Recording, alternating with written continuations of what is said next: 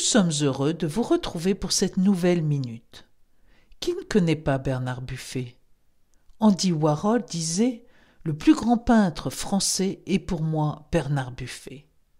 Artiste majeur de la peinture française de la première moitié du XXe siècle, Buffet est reconnu mondialement.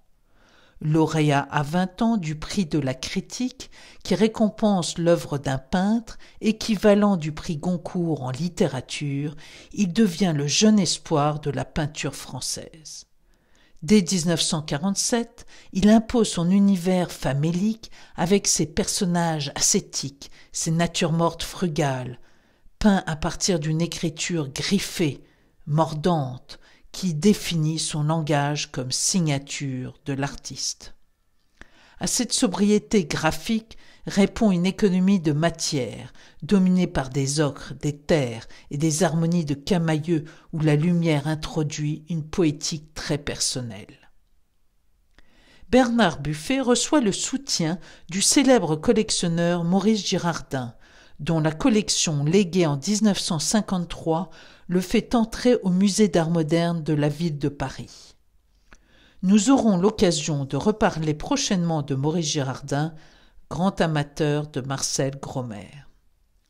En 1949 a lieu la première exposition annuelle de Buffet à la galerie Drouin-David, puis à partir de 1968 à la galerie Maurice Garnier.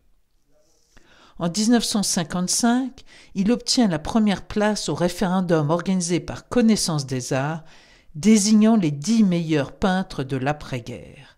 Elle lui donne une notoriété internationale. Tout au long de sa carrière, il s'est attaché à réaliser des expositions thématiques telles que la Passion du Christ, la vie de Jeanne d'Arc, l'Enfer de Dante, avec des formats monumentaux.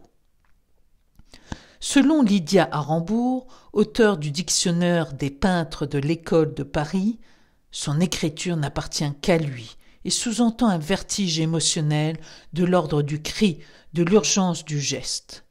Comme en témoignent ces natures mortes actuellement présentées à la galerie et datées des années 50, une période exceptionnelle. En 2016, le musée d'art moderne de la ville de Paris lui a rendu hommage à travers une grande rétrospective.